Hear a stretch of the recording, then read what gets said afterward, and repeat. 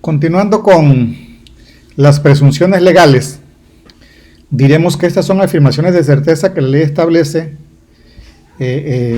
y principalmente son ejemplos por el que existe en la ley del ICR cuando hablamos de la discrepancia fiscal, como ya lo comentamos en el video anterior, ¿sí? Donde el contribuyente tiene la posibilidad de desvirtuar esa presunción legal que tiene Hacienda. Esa presunción de cuando la discrepancia fiscal, en el sentido de que los egresos mayores a los ingresos representan ingresos no declarados. Bueno, en todo caso el contribuyente persona física tendrá que demostrar y desvirtuar esa situación. En caso contrario, pues la presunción legal se confirmará.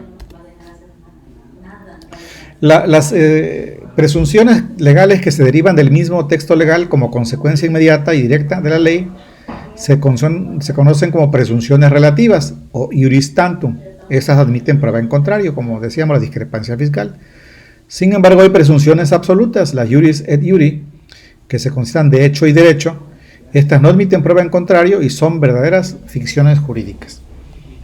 El que tiene a su favor la presunción iuris tantum solo deberá probar los presupuestos en que se basa la presunción, y si alguien quiere desvirtuarla, será esta persona quien deberá probar que la presunción iuris tantum no se ajusta a la realidad, como ya se comentó. Bien, hablando de las ficciones legales, ¿sí? Pues estas constituyen construcciones sociales ideales en el ámbito del derecho a las cuales se les asigna un valor hipotético o instrumental, de manera tal que nos faciliten una concepción jurídica o provocan una realidad deseada inexistente, considerada preferible a la actual y con el fin de poder aplicar el derecho.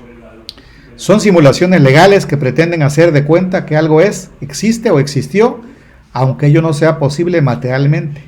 Esa mentira convencional propicia una verdad legal más aceptada e incluso entendida frente a la verdad real. A supuestos iguales le pueden corresponder consecuencias desiguales, así como a supuestos desiguales consecuencias iguales. Se dice, por ejemplo, que existe una ficción jurídica o una ficción legal cuando estamos hablando de una persona moral. Se dice que la persona moral físicamente no existe, sino es una construcción jurídica, es una ficción jurídica. La persona moral, que es la unión de dos o más personas. Las sociedades mercantiles, por ejemplo. Existen estos tipos de ficciones jurídicas. Las tipificadoras. La norma jurídica establece un supuesto general cuyas consecuencias se atribuyen sin atender las características de los casos excepcionales. Se hace entrar en el supuesto todos los casos particulares, incluso los que contradicen al supuesto en general. Las equiparadoras. La norma asimila todos o algunos efectos jurídicos, dos o más casos sustancialmente distintos. De este modo no se trata de que afirme lo falso e inexistente y niegue lo verdadero o real, sino que utiliza juicios de valor mediante una fórmula convencional, de manera tal que la ficción solo radica en la expresión. Otra figura que veremos será lo de la consulta fiscal. En el Código Fiscal existe en el artículo 38, fracción tercera, la posibilidad de que un contribuyente pueda realizar una consulta fiscal a la autoridad. Esa consulta fiscal debe ser sobre hechos concretos, sobre hechos reales, ¿sí? Una consecuencia lógica y jurídica de la resolución que la autoridad emita, o en su caso que se infiera a través de la negativa ficta, es que dicha postura obligue a la autoridad y por lo tanto, en caso de que mencionada resolución establezca la aplicación de una determinada norma en un sentido u otro, ésta se tenga por aplicada para efectos de combatirla a través de los medios de defensa con los que cuenta el contribuyente en el sistema de derecho mexicano. Es decir, un contribuyente puede realizar una consulta fiscal sobre un tema en particular en el cual tenga duda.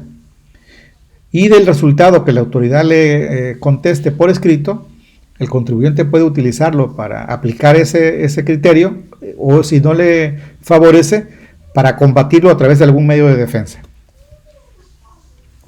¿Qué requisitos deben contener la consulta fiscal para que se pueda hacer ante la autoridad tributaria? Bueno, pues primero que se haga sobre situaciones concretas, ¿no? Sobre casos concretos. El artículo 34 dice: las autoridades fiscales solo estarán obligadas a contestar las consultas que sobre situaciones reales y concretas les hagan los interesados individualmente.